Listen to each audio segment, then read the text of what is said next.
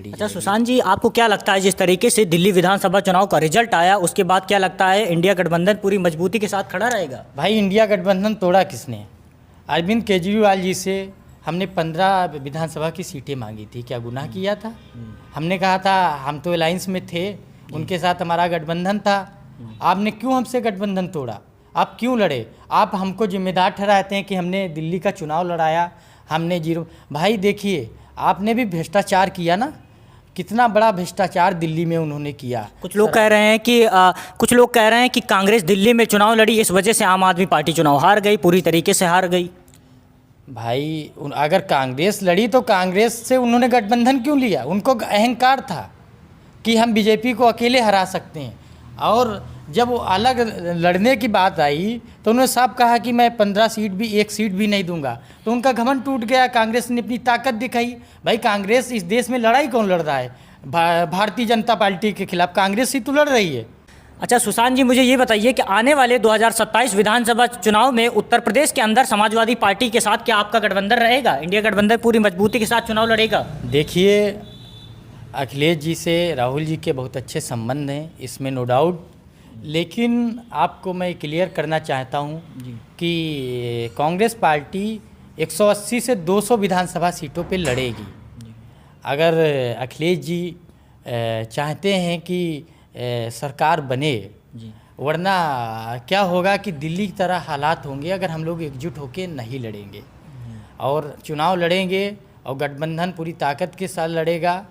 अगर अखिलेश जी को ये भ्रम हो कि हम अकेले जाके सरकार बना लेंगे तो वो एक उनके अंदर भोलापन है, उसको निकालें। वो बड़े नेता हैं और सबको एक साथ लेकर चुनाव लड़ें और निश्चित तौर पे इंडिया गठबंधन आगे भी जारी रहेगा।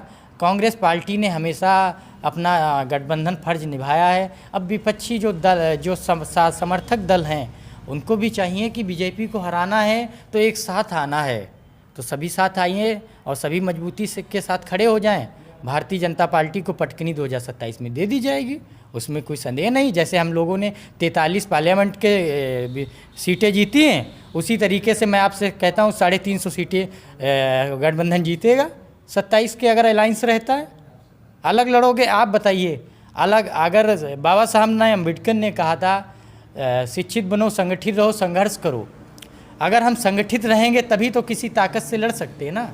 और वो एक तरफ जातिवाद, नफरतवाद, धर्मवाद की जो नफ़रत फैलाई जा रही है, जो समाज में नौजवानों में जो धर्म के नाम पे नफ़रत फैला दी गई, तो इसको अगर हराना है तो हम सबको एकजुट आना। राहुल जी ने तो कहा है नफ़रत छोड़ो भारत जोड़ो।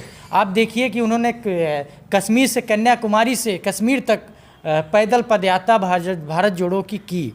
तो इसका मुद्दा यही था कि नफरत छोड़ो भारत जोड़ो। क्या लगता है राहुल गांधी की भारत जोड़ो यात्रा का फ़ायदा आपको लोकसभा चुनाव में मिला? बिल्कुल भैया मिला। सभी एकजुट हुए, सभी को जागरूकता हुई कि बाबा साहब का संविधान रहेगा तो देश रहेगा।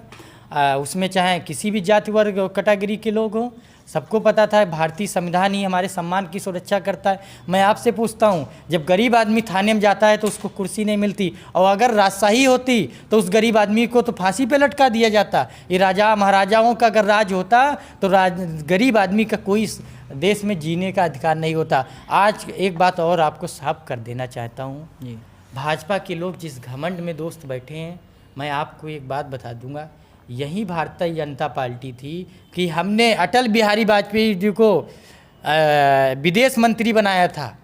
ये इंदिरा जी ने नेहरू जी के ज़माने की विदेश मंत्री बनाया था। अटल जी ने सिद्धांतों की राजनीति की, अपना सम्मान नहीं खोया। लेकिन मोदी जी सिर्फ कहते हैं कि हिंदू मुस्लिम, एक प्रधानमंत्री गरिमा को लज्जित कर रहे हैं। मैं कुछ नहीं कहना चाहूँगा, इतना कहूँगा कि अगर देश बचाना है तो कांग्रेस को लाना है। अच्छा सुशांत भाई, क्या लगता है इस बार आप चुनाव पूरी तरीके से लड़ेंगे? अरे 100% चुनाव लड़ेंगे भाई, इसमें कोई डाउट नहीं है, नो डाउट। चुनाव लड़ेंगे और जीतेंगे भी। इसमें मेरी किस्मत में कभी हार नहीं लिखी है, ये ईश्वर की कृपा रही। मैं मिट्टी में अगर हाथ लगा दूँ ना तो सोना बन जाता है। मैंने अपने जीवन में जो नाम पैदा किया, मेरी उम्र तो सिर्फ 24 ईयर्स है। 24 साल की उम्र में अगर मैं इतना बड़ा दावा कर रहा हूँ तो ये बड़ बोला नहीं है मेरा पर, बड़ बोलेपन से नहीं। आप जाइए, पता करिए, ग्राउंड लेवल पे जाइए, जनता का फीडबैक लीजिए तो आपको स्पष्ट पता चल जाएगा कि वो आपकी बात सुशांत मिश्रा को हराना मुश्किल नहीं नामुमकिन है। ये मेरा अहंकार नहीं, जनता का प्यार बोल रहा है। मैं नहीं बोल रहा हूँ ये शब्द, जो सुशांत मिश्रा को हराना मुश्किल नहीं नामुमकिन है, ये जनता बोल रही है। और जनता का ये नारा है, मेरा कोई नारा नहीं, क्योंकि जनता परिवार है, जनता चाहेगी जिताएगी हराएगी। लेकिन मैं जानता हूँ कि मेरा बाप मेरा बेटे का और परिवार का माँ का रिश्ता है, और कभी माँ नहीं चाहेगी कि उसका बेटा हारे। थैंक यू, धन्यवाद। चलिए सुशांत जी, आपका बहुत बहुत धन्यवाद हमारे चैनल पे इंटरव्यू देने के लिए। आपका भी आपको बहुत बहुत बहुत बहुत बधाई आने वाले भविष्य के लिए। आपका भी बहुत बहुत धन्यवाद। मैं चाहूँगा आप जैसे नौजवान आगे बढ़े हर स्तर पर।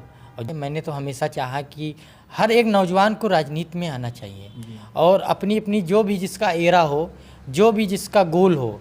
जैसे आपने अपनी पत्रकारिता का एक गोल बनाया, जैसे जो नौजवान, अगर आपका कोई गोल नहीं होगा, सिर्फ पैसा कमाना गोल नहीं होता है। आप बोलेंगे क्या चैनल पे सब्सक्राइब करने के लिए? ये हमारे वकील गाजी जी हैं, इनका चैनल है वकील गाजी। क्या है? वकील गाजी न्यूज़। वकील गाजी न्यूज़ है। हमारे चाहने वाले हज़ारों समर्थक संडीला के, और हज़ारों समर्थक जो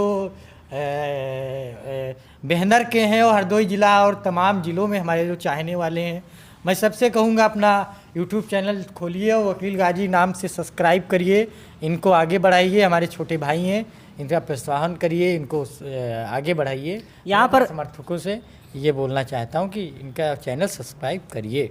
यहाँ पर मैंने सुशांत जी से कोई स्क्रिप्ट हमारे सामने नहीं है, किसी चीज़ को मैंने लिख कर कोई सवाल नहीं पूछा है। मैंने बेझिझक इनसे सवाल पूछा, इन्होंने अपने सवालों का जवाब दिया है।